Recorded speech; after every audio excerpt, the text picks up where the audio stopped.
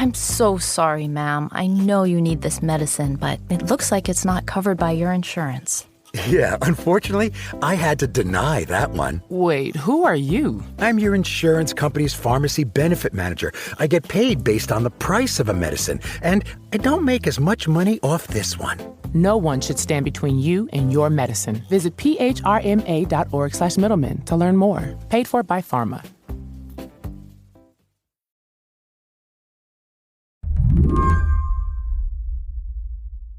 Just for a minute, try to tick off all of the disasters you've read about over the last few weeks. We are live again tonight from Maui, reporting from There are the fires in Maui, because it is grappling with the worst natural disaster in its history. the earthquake in Morocco, Hour by hour, the desperate search for survivors pushes on. and now Libya is trying to recover from stunning floods. Libya is now coping with major flooding that has wiped out entire villages and reportedly killed thousands of people. The pictures are just staggering. We go live. There are these eerily silent drone shots showing mud-soaked rivers overrunning their banks. And of course, with seeing these images of just water everywhere, cars were swept away, people swept away. And here in the U.S., the National Oceanic and Atmospheric Association released a report just this week saying that 2023 set a record for the number of billion-dollar weather events. And the year, it's not over. It left me with this question. Did it feel like the summer of disasters to you, or is it just me? It definitely felt like a summer of disasters. Tara Powell studies disasters. Her expertise is actually collective trauma. She says this summer's disasters are a kind of collective trauma, of a sort. The things that have really stood out to me is the size and the scope of the disasters. So, for example, what happened in Maui, how much devastation happened with the wildfires, also with Morocco, how difficult it is right now for them to just be able to find and do recovery efforts. And then the numbers that are coming in with Libya. I think they said 10,000 people missing in Libya? 10,000 people missing as of right now, and I think they have accounted for 2,000 that have died so far. And this is just the beginning numbers, so we know it's going to get much, much larger. Tara's a social worker. She was actually living in New Orleans, getting her master's degree, when Hurricane Katrina struck. She tried to help the city recover. In some ways, she looks back on that devastating flood, nearly 2 decades ago, as a completely different time. Back then, everyone wanted to respond. There was righteous outrage, and it lasted years. But now that we have so many happening and so much devastation, people are definitely tired, and they're like, okay, well, I'm hearing about another one. And so with that fatigue, people are like, okay, well, it's just another event that's happening. You can kind of become detached a little bit from the impact of the disaster on those communities. Today on the show, fighting disaster fatigue and cultivating disaster resilience. If you're feeling overwhelmed right now, this show's for you. I'm Mary Harris. You're listening to What Next? Stick around.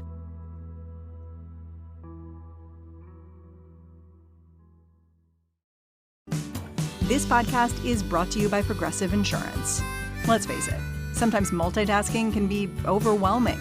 Like when your favorite podcast is playing and the person next to you is talking and your car fan is blasting, all while you're trying to find the perfect parking spot. But then again, sometimes multitasking is easy, like quoting with Progressive Insurance. They do the hard work of comparing rates so you can find a great rate that works for you, even if it's not with them. Give their nifty comparison tool a try, and you might just find getting the rate and coverage you deserve is easy.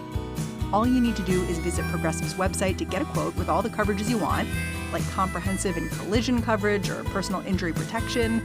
Then you'll see Progressive's direct rate, and their tool will provide options from other companies, all lined up and ready to compare, so it's simple to choose the rate and coverages you like. Press play on comparing auto rates. quote at progressive.com to join the over 29 million drivers who trust Progressive. Progressive Casualty Insurance Company and Affiliates. Comparison rates not available in all states or situations. Prices vary based on how you buy. This episode is brought to you by Google. The Google Cybersecurity Certificate provides the necessary skills to begin a career in cybersecurity. Visit safety.google/cyber workforce today.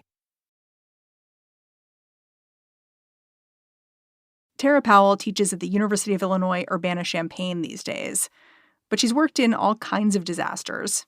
She's provided emergency response after a tornado in Central Florida, wildfires in California, floods in Iowa. And disaster fatigue is something that's worrying her more and more these days, with the sheer number of disasters ramping up. I look at disaster fatigue kind of in two different ways. So there are the people who are viewing it from the outside, viewing it from, seeing what's on the media, having empathy and wanting to support, but, not directly having experienced it. But so there's that end. And then there's the disaster fatigue from survivors. I asked Tara to start out by telling me about the survivors. Because, of course, Tara has been a survivor herself. Back in 2005, when Hurricane Katrina struck New Orleans, she initially evacuated to Texas. When she returned, just like everyone else, she was picking up the pieces. So with Katrina, I lost my house and was displaced for a number of months. And then when I moved back, didn't have housing that I could live in. And I lived in my friend's sunroom for a number of months. And one thing that I saw and experienced with that was how much a community can come together.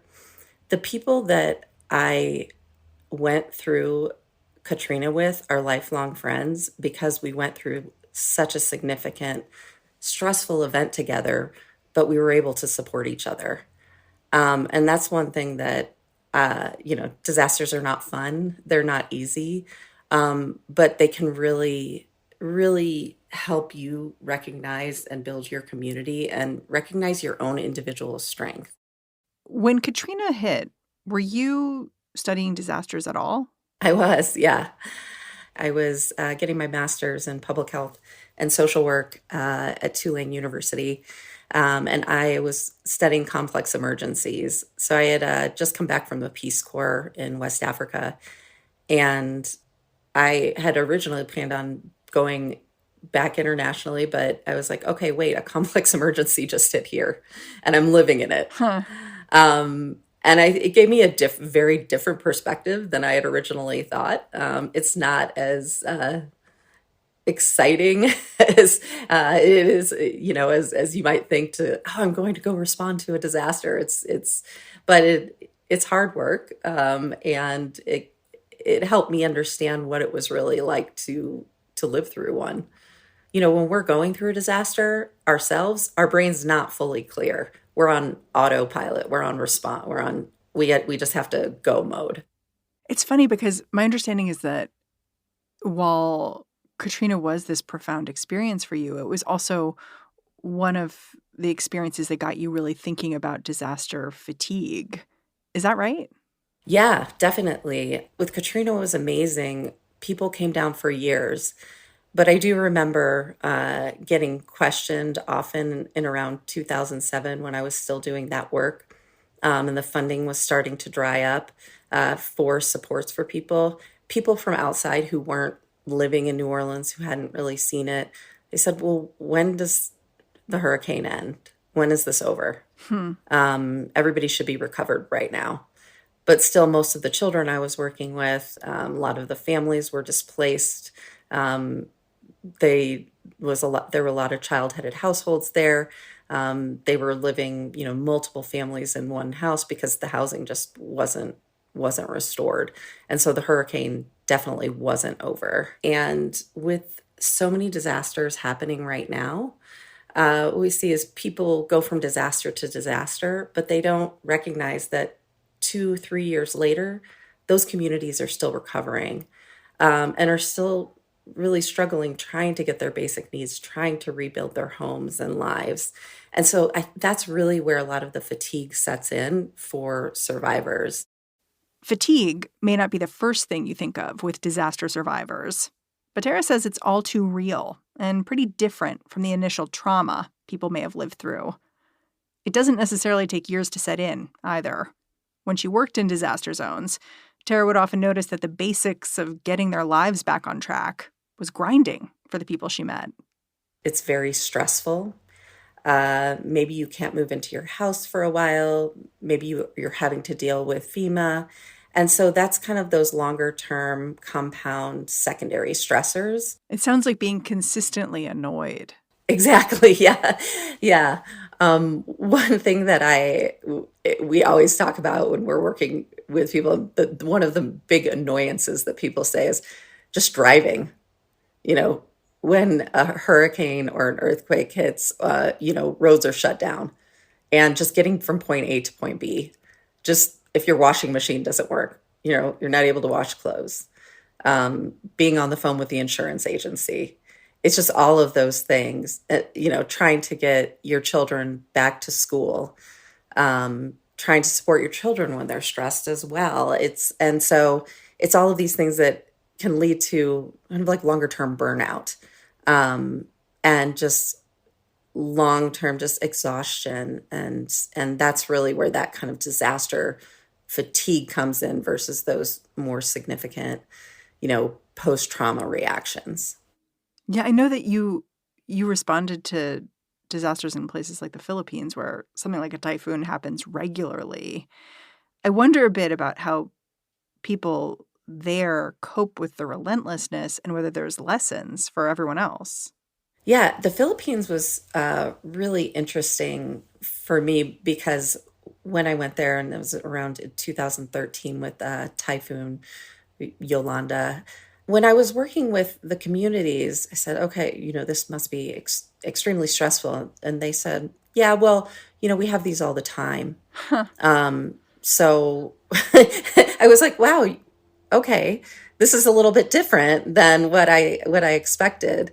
But they're like, well, what we do is we come together. We know they're going to happen. We know how to support each other. So interesting, so different from the United States approach of, pull yourself up by your bootstraps. Yeah, exactly. And, I think that is something that we can learn from the global population. Community is really important, especially with these kind of collective traumas. We can't just pull ourselves up by the bootstraps when we've lost everything. And recovery takes a while. So how do we support each other? After the break, how Tara is trying to give communities the tools to cope with disaster and prevent disaster fatigue before a disaster strikes.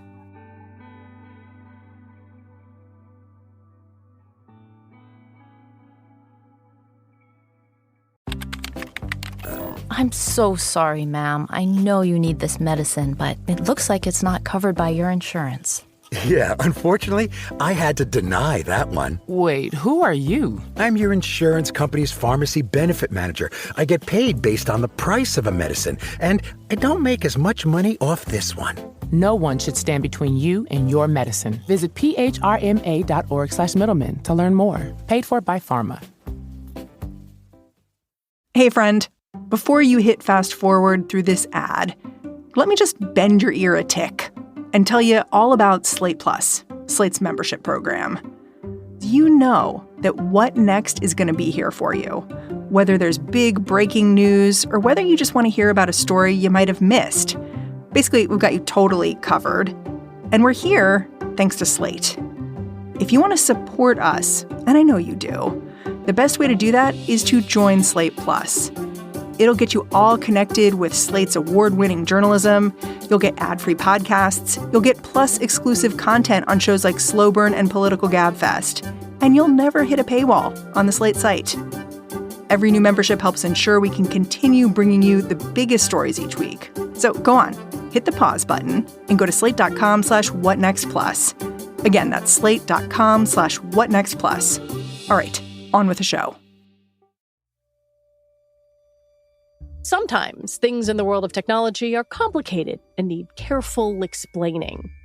Sometimes they just need a little hard truth. I don't think anyone is going to buy a banana with crypto at any point in the foreseeable future. I'm Lizzie O'Leary, the host of Slate's What Next TBD, your clear-eyed guide to technology, power, and the future. Friday and Sunday, wherever you get your podcasts.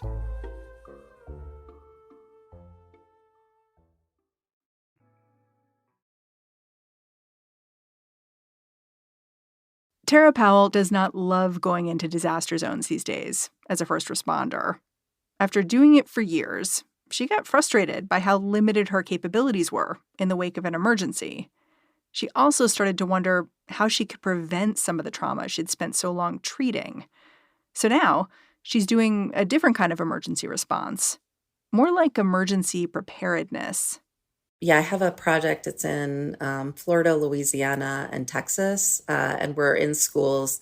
We're working with children who are at the highest risk for being exposed and disproportionately affected because they're in low-income communities where usually those are the most impacted communities just because low-lying levels, people can't evacuate. And what we are doing, we're not just specifically talking about, okay, a disaster is going to strike, what do you do? Because there are preparedness pieces, but it's about helping children identify the peers, the parents, all of those people, places, and things that can keep them safe so that they could go to those in the event of significant stress, a disaster. Also, different ways that they can cope with hard feelings, anger, sadness, grief. So that they know what to do. Exactly. And not just in the, okay, I need to buy more toilet paper or, not just those, basic needs that you have, but what are the resources that I have, both individual coping resources, family supports, community supports, and what can I do if a disaster strikes to support my own emotional needs? You're making them emotionally resilient, just in case. Yeah, exactly. I wonder how you think people who are observing more disasters at a distance, like not necessarily experiencing them, can harness that same energy. Yeah, I think really that energy can be harnessed as long as they're provided some knowledge about how can we support people and how can we support each other in disasters rather than just hearing what we hear in the media. We hear, okay, this disaster has happened. All of these people have died, or we're searching for all of these people. And you hear the size and the scope. People, they want to give. People are inherently, pretty caring and they want to support others, but they don't know how. But then you hear about the next disaster, and it's very surface level. You hear about disaster to disaster, disaster. But what we're not hearing about much is, the good stories of recovery. How can we support people during that long-term recovery? Because it's just, there's so many events. We kind of miss that longer term.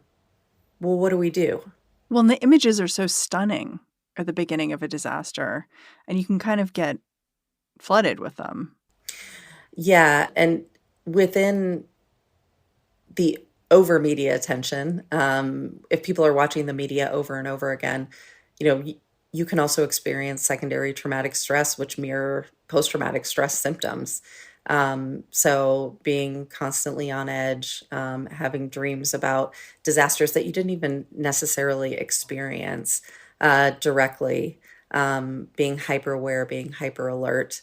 And so there's all these secondary traumatic stress symptoms that we can also get even if we've never even experienced a disaster firsthand. How do you think about the media and its role in all of this here? And sort of my feelings or potentially my listeners' feelings of being overwhelmed. I limit my media. There is so much that is going on, and and images are played over and over and over and over again. And I think it's important for us to know when when disaster strikes, and to have some kind of understanding of how we might be able to help. But there's also that limit of, when do I turn it off? Do I need to know everything that's happening minute by minute? because that actually can cause significant stress on a person.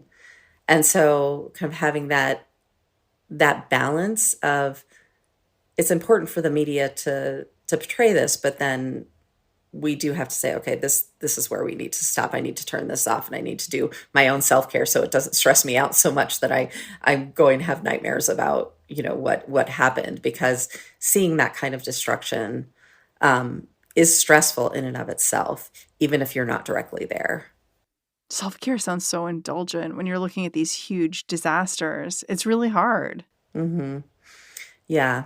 Yeah. And it seems like it could be indulgent, but really we have to do that to keep ourselves going, so that we don't burn out ourselves. It's beyond taking a bubble bath or getting a massage. It's how we talk. It's how we talk to ourselves. It's how we interact with the world. It's how we, even take doing, breathing exercises, exercise, all of these things, just to make sure that our own mental health remains okay. Because, with all of the information overload and inundation that we get, it's natural for the world to feel pretty stressed out. Do you have rules around media, like in your household? Like if a disaster strikes, you're like, okay, I'll allow myself X amount of time to look into it, and then I need to set it aside. Do you do anything like that? I do. Yeah. So when a hurricane is coming, for example, this is one example, I will see that it's coming and I'll monitor it. And I'll check like once or twice a day. I won't listen to the news. I actually I read what's going on, because the news can be a little bit more stressful for me. When, for example, the earthquake in Morocco hit, I read about that, but I won't read about it more than once or twice a day. And those are kind of my limits, because we know things will be constantly changing, but the minute to minute reports causes so much stress that it's like, okay, well, where, what's the amount that I can listen to where I can still, function. And also, if I'm called to respond to a disaster, I want to make sure I'm not overloaded before I go. But I do want to have the information that I need. So it's that balance of information and versus, feeling like you need to know everything that's happening right away. It's funny. I feel a little bit like we're in a period of adjustment.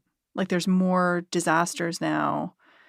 And, we've built a whole system of response and, how we respond to disasters. It's based on disasters not being maybe as regular as they are now. And that may be what we're seeing here, just this new normal. I guess, yeah, it's true. And one thing I always question when we think about the new normal, I always wonder, well, what actually is normal? Will this be normal for a long time, or will we have another new normal?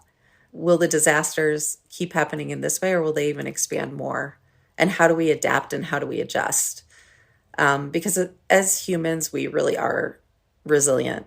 We've been living in the world for a long time, and we are able to adapt and adjust. And I think that's, as you mentioned, a period of transition of this adapting to a changing world. Dr. Powell, I'm super grateful for your time and your work. Thanks for coming on the show. Thank you so much for having me. Dr. Tara Powell is an associate professor at the School of Social Work at the University of Illinois, Urbana-Champaign. And that's our show. If you're a fan of what we're doing here at What Next, the best way to support our work is to join Slate Plus. Go on over to slate.com/whatnextplus to sign up. What Next is produced by Elena Schwartz, Rob Gunther, Anna Phillips, Paige Osborne, and Madeline Ducharme. We are led by Alicia Montgomery with a little help from Susan Matthews. Ben Richmond is the Senior Director of Podcast Operations here at Slate. And I'm Mary Harris. Thanks for listening. I'll talk to you soon.